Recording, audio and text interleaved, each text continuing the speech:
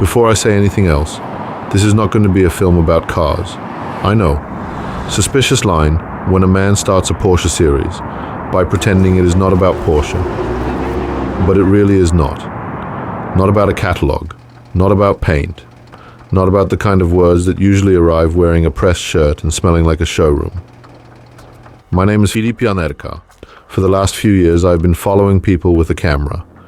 And too often, a second camera, half a battery, 3 cables, 1 missing adapter, and the quiet fear that the most important moment will happen while I'm changing a lens. I'm not a racing driver. I'm not a mechanic. I cannot enter a corner in a way that makes sense to anyone with a stopwatch. I am the guy standing next to the people who can, which is a strange place to stand. Humbling mostly, sometimes useful, because from the side you can see things. You can see who is performing, you can see who is working, you can see who loves this world, and who just came to take a picture next to somebody else's dream. The community of speed follows 2 roads. The first one is dirty, fast, and ungrateful. The track. Drivers, mechanics, fathers with calculators in their heads, teams, bolts, mistakes, invoices, and that particular silence after something expensive has broken. The second road is slower, but not calmer. Workshops, garages, gatherings, old 911s, badges, interiors, leather, metal, air-cooled engines, design, and people who can spend half a life looking at the line of a fender and somehow not feel ridiculous about it. Sport and culture, fuel and form.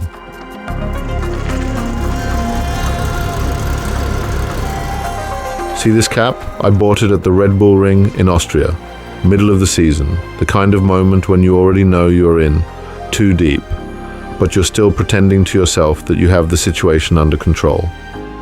I have this habit, I buy a cap at an important moment and then I change into it. Not because it looks good, often it does not. It is more of a primitive archive, my cheap external hard drive. 1 cap, 1 chapter, they age, they fade, they collect stains. The fabric gets soft where you touch it every day. And only then do they start to mean anything. A new cap belongs to nobody. A worn one already belongs to someone. Cars in this world work the same way.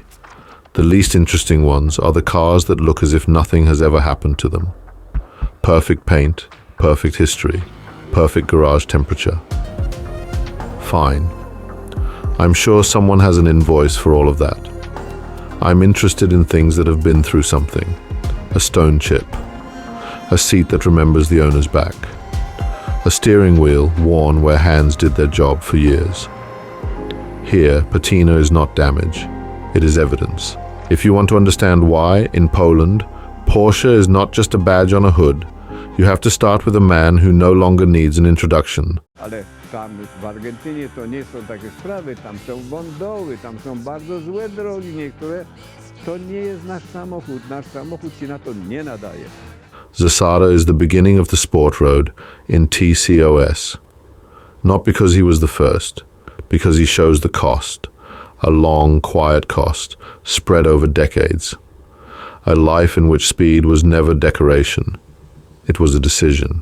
Then we jump almost 60 years forward and meet a kid from Belgrade who looks like he should still be worrying about a math test, not fighting grown men in a Porsche 911 GT3 Cup.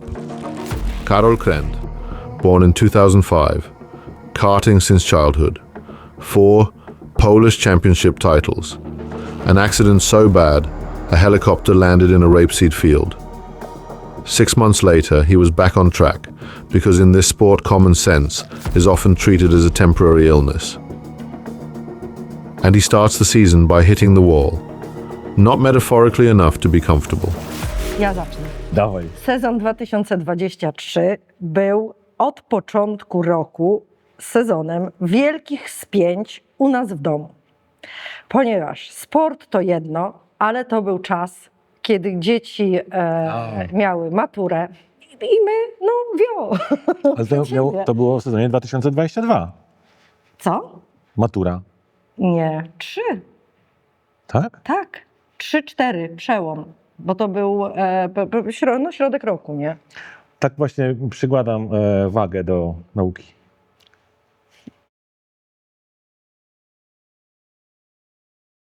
Ja raczej jestem realistą, więc wchodząc w 23 rok, wiedziałem, że wchodzę na znowu nieznany dla mnie teren, bo wchodziłem w kolejny nowy samochód.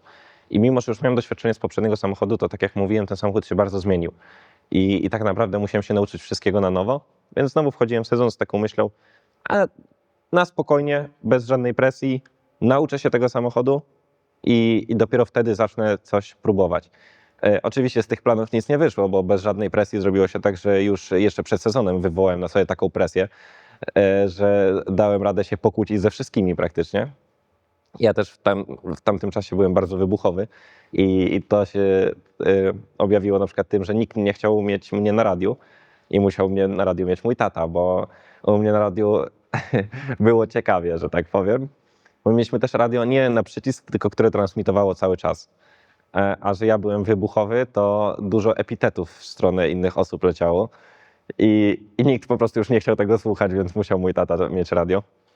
Wchodziłem w ten sezon z planem, żeby nie mieć presji, żeby się uczyć. Z planu nie wypaliło. Po pierwszej rundzie miałem takie chwilę, może taką podłamania, zwątpienia, bo to była dla mnie pechowa runda. Tam było dużo wypadków. Kwalifikacje, z tego co pamiętam, byłem na 3. miejscu do sprintów, więc wiedziałem, że byłem w stanie walczyć. To wiedziałem, ale nie byłem po tych wyścigach, sam nie do końca wiedziałem. Dla mnie zawsze podczas mojej kariery najbardziej opłacalnym momentem były wyścigi. W kwalifikacjach może tempem aż tyle nie pokazywałem, ale w wyścigach lubiłem się bić z innymi. Potem jeszcze awansując na tory europejskie, światowe, nauczyłem się walczyć troszkę mniej fair, ale każdy tak walczył, więc to był obowiązek, bo pamiętam, tak jeszcze nawiązując do kartingu, przyjechałem, to sam mistrz świata w tamtym roku uczył mnie, jak pomóc sobie wyprzedzić kogoś, żeby sędziowie tego nie zauważyli. Bo tak się po prostu w tamtych czasach jeździło. Teraz już jest troszkę, mam wrażenie, mniej tego, ale nadal to jest, bo po prostu jak wszystko jest takie równe, to ciężko się wyprzedza. A czasami trzeba sobie stworzyć okazję, a nie czekać, aż ona się pojawi. I też właśnie po tej pierwszej rundzie stwierdziłem, że może teraz się odwróciło i ja jednak w kwalifikacjach jestem dobry, a w walce tak nie potrafię. Shame, anger, fear, or the need to prove everyone wrong. Next to him is Robert Lucas, former driver, a man who knows what it tastes like to get close to a big career and what it sounds like when someone says, the budget is gone. He is not a mentor from a family movie. He is someone who knows which dreams arrive with invoices attached, and that is what is beautiful and ugly about motorsport. Talent is not enough. Work is not enough. Courage is not enough. You also need money, a team, luck, and one bolt that does not decide to become independent at exactly the wrong moment. Wspominałem, że zaczynałem mając 16 lat, więc generalnie cała droga kartingowa mnie ominęła, więc nauka zaczynała się dopiero w wieku 16 lat. Fajnie porównać chłopaków, którzy zaczynają się ścigać, mają 16 lat w samochodach, mają załóżmy już 8 sezonów kartingu za sobą, więc mają ogromne doświadczenie. I z takimi chłopakami w moim przypadku bardzo ciężko się rywalizowało, ale jak mówię, 2014-2015 rok był bardzo fajnym rokiem, który ja bardzo chętnie wspominam, do którego bardzo chętnie wracam. I tak jak pytasz, ta droga ma ogromne znaczenie, wpływ w tym momencie na ściganie w dzisiejszych czasach. Kierowcy generalnie, czy szefowie teamu nie znajdują, akurat na najwyższym szczeblu może znajdują, są skauterzy, którzy szukają kierowców, ale w sporcie motorowym on się broni sam za siebie wynikami. Generalnie kto ma wyniki i jako zespół, jako kierowca, te osoby się znajdują i to jest pchane jakby naturalnie do przodu. My staramy się wykonywać swoją pracę jak najlepiej potrafimy. I kierowcy, jak widać, się rotują, zmieniają. Warto ją podkreślić, bardzo chętnie to właśnie mówię. że mało jest kierowców, aczkolwiek twierdzę, że nie ma, którzy odeszli z naszego zespołu do innego zespołu tak naprawdę z jakichś tam przyczyn. Zwykle bardzo długo z nami zostają, a jeśli odchodzą, to już idą poziom wyżej i tym możemy się bardzo, bardzo mocno pochwalić. I tak jak mówię, wykonujemy swoją pracę jak najlepiej potrafimy. Ja teraz dzielę się swoim doświadczeniem z młodymi chłopakami. Porównując, łącząc to z kartingiem, staje się bardzo fajna mieszanka, która na tobie robi swoją robotę. Misano flips the table. Heat in the cockpit that sounds like a punishment from a government office. 85 degrees, 3 podiums in 4 races, facial paralysis, the Polish anthem. Suddenly the kid from the bottom of the standings is standing where everyone can see him. Żeby w nadmuch mi w czoło dmuchał, bo nie mogłem podczas jazdy sobie nadmuchu dać na czoło, bo mi oko strasznie to uzawiło, sparaliżowane. No, ale dobrze, że tak się wyścig potoczył, że bez safety carów to Robert zrobił przewagę, ja potem ją powiększyłem i tak naprawdę nie musiałem cisnąć do końca na 100%, więc nie ryzykowałem niczym, żadną karą, żadnym wypadkiem. No jak było. No to chyba idealne zakończenie weekendu. Tak, no jakby się zakończył weekend na sprincie, to bym był pewnie trochę smutny, bo dostałem te kary i spadłem z podium, ale teraz po wygranej to można do domu wracać. At the end of the season, he becomes champion. The first pole to win the whole series. The youngest champion in its history. And then Porsche gives him a watch and a backpack. Beautiful sport, truly. Just do not try to make it sound fair. No i dostał Karol zegarek Porsche i plecak Porsche. Tak jest. Nagrody, tak. A my faktury. Za cały sezon. Then this road leaves Lotz and lands in Los Angeles with Magnus Walker. Magnus looks as if someone took punk rock, old Porsche, a long beard and the stubbornness of a child who never stopped wanting the car in the window. Born in Sheffield, saw 911 as a kid. Moved to America with empty pockets and a full head. The sort of biography that sounds fake until you meet the person and realize it is probably missing the strangest parts. The world met him properly after Urban Outlaw, and sure, it is easy to turn him into an icon. Dreads, tattoos, LA garage, collection, style. The picture works, but beneath the picture is the more important thing. The belief that cars are not supposed to be embalmed. I realized Porsche was a way of life for me when I was 10 years old. Wow. You know, people fall in love with Porsche as kids because they probably have a little toy model like a Corvette or a Hot Wheels. And I was no different. I've told this story a lot of times, but back in 1977, when I was 10 years old, my dad took me to the London Oldscope Motor Show. That was where I saw the white Martini Turbo with a red and blue stripe down the side, and that car just looked fast standing still. You know, I've never had a proper job. I've always worked for myself. In England, people would tell me, cut your hair and get a real job. Well, in LA, you don't need to cut your hair and you don't need a real job. You just find a way to make things happen. You sound extremely passionate about it. Passion is something I have for Porsche that I've had for 50 years. The moment goes from a dream to reality for me when I turned 25 years old. I acquired my first Porsche in 1992 at the age of 25 years old. And that represented a sense of a dream come true and personal achievement. And you got to remember, I grew up working class in Sheffield, England, meaning we weren't wealthy, we didn't have fancy cars. I didn't know anyone that owned a Porsche. It was a dream that I had. So to own my first Porsche, which I bought at the Pomona swap meet for $7,500 when I was 25 years old, from my own money that I'd earned myself, that was this dream becoming a reality. So I'd gone from this 10-year-old with the poster on the wall and the dream. 15 years later, I achieved that dream. And it meant everything. It meant freedom to go wherever I wanted to go, at whatever speed I wanted to go at. I was in a Porsche. I'd achieved this goal, which I didn't think would happen. And I'd achieved it on my own terms. The dream has evolved. My taste has evolved. So I like the variety of what I call this analog experience in a digital age. These are all analog cars. There are no computers in them. So it's the closest thing I can experience to stepping back in time, to get behind the wheel of this car. This 1976. This car's 50 years old. That one's 50 years old. That's the iconic 930 Turbo there. That's my dream car right there. What does Porsche give you that the rest of the life doesn't? What Porsche gives me is a community. Porsche is a community.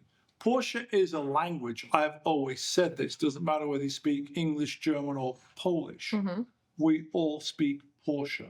And by that, I mean we relate to the car, the brand, the people. These cars were built to be driven. But it's the Porsche people that create these memorable moments behind the wheel of these cars. And that's really only done through driving and the community. You just make your dream a reality, and it happens here. And then we return to Paweł, because Magnus has pieces from lots in his cars. Badges, details, fragments of someone else's obsession, shipped across the ocean.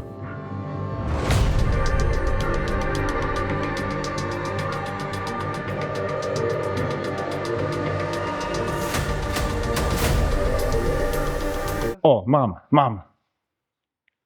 To jest ważne. Trzeba mierzyć siły na zamiary, trzeba gonić marzenia i za bardzo, jeżeli tutaj jest moje marzenie, za bardzo nie wychodzić tam, poza te marzenia. Trzeba sobie stawiać jakieś cele i je osiągać, a jeżeli będzie kilka odnóg od tego celu, to jest duża szansa, że to nie wyjdzie.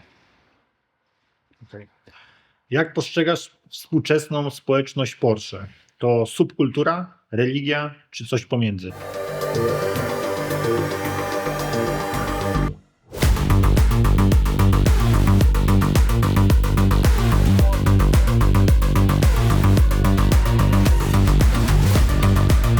Myśli.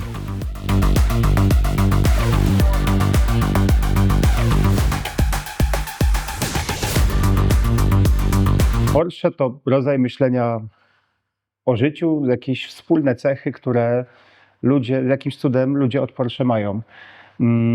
Porsche to często otwartość umysłu, sięganie po coś, po lepiej, nie taniej, sięganie po marzenia, realizowanie marzeń, ale równocześnie z drugiej strony Porsche jest do bólu praktyczne, bo te samochody jeżdżą, kiedy samochody innych marek potrafią nie jeździć, a być wyłącznie pięknymi. Gdzieś tutaj się to wszystko zaczyna, ta potrzeba sięgania po Porsche, bo te samochody po prostu działają, więc dostarczają wyrażeń przez to, że są do bólu skuteczne, że dzięki czemuś takiemu możemy pojechać sobie 1000 kilometrów stąd w jeden dzień i to auto nas dowiezie, a przez ten czas poznamy masę ludzi, otworzymy bardzo dużo konwersacji, pojawią się nowe znajomości. Tak więc Porsche jest rodzajem otwieracza do ludzi, otwieracza do rozmów i paradoksalnie w tym środowisku Porsche to Porsche jest naprawdę gdzieś tam w tle, bo wszyscy ludzie spotykają się po to, dzięki tym Porszakom, ale relacje, w które wchodzą, to jest tylko trigger, żeby ci ludzie zaczęli rozmawiać o wspólnych wakacjach, o tym, że jest piękna pogoda, o tym, że lubię taką kawę, a nie inną. Chyba kropka. And then there is Patryk Long. Important in this story because he stands exactly where the two roads meet. On one side, driver, Porsche factory man, Le Mans, Daytona, Sebring. 20 years of racing at a level where a mistake is not a story for later, but a bill for your career. On the other side, a man who got out of the car and did not start selling nostalgia in jars. With Howie Eidelson, he created Luftgekühlt, a gathering for air-cooled Porsche that very quickly became something bigger than an event. My name is Patryk Long. I'm a Southern California native. Lucky enough to be a Porsche Works driver for almost 2 decades. Co-founder of Luftgekühlt and just a general car enthusiast. Would you say is the most important kind of like a racing habit you still use when you drive an air-cooled 911 on the street? Yeah, racing at the highest level, mainly in 911s, but also driving air-cooled cars on the street. there's a style and a connection with the weight distribution of the cars, but nah, it's just being aware of your surroundings, having fun, pushing the envelope. Driving's always been a passion of mine, Porsche or not. But something about 911s has always resonated with me, and it's just a great experience outright, whether you're at 200 miles an hour at Le Mans or you're just up in the Santa Monica Mountains cruising in a 1960s 911. Speaking of, do you have a kind of a favorite spot or a favorite drive around here? Favorites sort of in between the 101 and Malibu. There's so many great roads up in the Southern California and the Santa Monica Mountains, but I also like getting up into Central California. I think there's amazing roads that are a little less untapped, a little less known. So yeah, it's so much great driving in California, but I'm very fortunate to be sort of 5 minutes of just out my front door and into some great roads. So the local roads are where I do most of my driving. So as a factory Porsche driver, what do you think was the hardest thing to learn at a pro level? No, I went to Le Mans 15 times in a row. And the first year I raced at Le Mans was 2004. It was very much an endurance race about saving your car, bringing it back, adversity, going into the garage, fixing it, coming back up, battling back up to the front, falling back. Fast forward to the last start I made in 2017, it was a full sprint race, like 110% the entire stint, the entire race. So very different objectives. But the same objective in racing, which is it's not just about going fast. It's about being reliable, consistent, and deciding how to utilize your tires, how to utilize your brakes, how to utilize fuel consumption. So there's always an ebb and flow. And I think many people just reflect back and think, oh, all you need to do is be fast. But that's only a minority percentage of the game. Now we have to say something unpleasant. Otherwise, this whole film would just be a pretty lie. Motorsport is brutal and unfair. Not in the romantic way, where the hero suffers and then the music lifts him above the earth. More like this. A brilliant driver stops because the money runs out. Someone worse keeps going. A whole season collapses because one part costs more than someone's car. Motorsport jest taką dziedziną, która jest dla mnie jedną z najbardziej fascynujących, ale jednocześnie trzeba sobie powiedzieć wprost. Jest jedną z najbardziej niesprawiedliwych dziedzin sportowych ever, jaka kiedykolwiek powstała. Ilość czynników zewnętrznych, które wpływają na wynik, na to, czy kierowca pójdzie dalej, czy nie pójdzie dalej, jest tak duża, jest tak gigantyczna, że chyba nie ma drugiego takiego sportu, w którym jesteś aż tak bardzo uzależniony od różnych czynników zewnętrznych. Nie chodzi tylko i wyłącznie o talent. Każdy z chłopaków, który jedzie na bardzo wysokim poziomie, każdy ma talent, każdy jest sportowcem w głowie, każdy ma tą żyłkę i to nie jest tak, że przychodzisz i masz pieniądze i mówisz, kupię sobie to, żeby pojechać gdzieś w jakichś zawodach. Jeżeli ten chłopak, jeżeli ten młody kierowca faktycznie jest szybki i faktycznie jedzie, to znaczy, że ma do tego talent.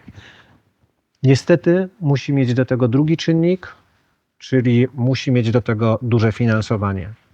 I finansowanie dziś jest chyba największą przeszkodą w realizowaniu i tworzeniu tych kolejnych pokoleń naprawdę dobrych, świetnych kierowców i dlatego ta trąbka świetnych kierowców jest tak wąska i tak zwęża możliwość jazdy dla młodych uczestników, bo przede wszystkim to jest kasa, kasa, kasa, kasa, kasa. A czynników, które są niezależne od ciebie, bo możesz ktoś ci wjechać, możesz mieć oponę, możesz mieć awarię za 5 groszy tak zwaną i nie wyjechać mistrzostw, tak, nie wyjechać tytułu.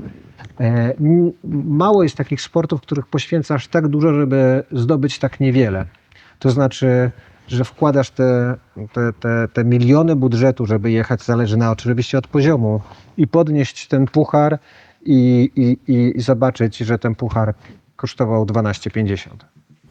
And here comes the bored-end truth about craft. The most interesting people are not the ones for whom everything worked out. They are the ones who know what one good thing costs. Karol knows. Lucas knows. Zasada knows. Paweł knows. Magnus knows. Long knows. Mikiciuk knows. What connects them is not success. Success is only the most photogenic fragment. What connects them is the price. What they gave to this badge, this sport, this form. Time, money, health, calm. Sometimes a normal life. And still, somehow, they come back. That was the first corner. Not the whole road. In the next episodes, we return to Karol and the season in which an 18-year-old kid from Poland won a series that was not exactly waiting for Poles with open arms. We return to his parents, because in motorsport, the driver is never the only person who crashes. We go to Zasada, because without him, this story has no foundation. To Mikiciuk, because sometimes under 3 layers of paint, there is more truth than in an entire press archive. To Paweł and Magnus, because a package from Lodz to LA can explain more about community than 1,000 brand campaigns. We also show the next generation, Kuba Twaróg, the 2025 season, the same game, new faces, new bills, and I will keep standing on the side. With a camera, a photo camera, a cap, a dead battery at the worst possible moment, and the suspicion that people sometimes explain themselves, most honestly, through the things they cannot give up. A car standing in a showroom belongs to nobody. Only once it has been used does it start belonging to someone. Welcome to the community of speed. This is not a story about cars. This is a story about people who found themselves in the noise of an engine.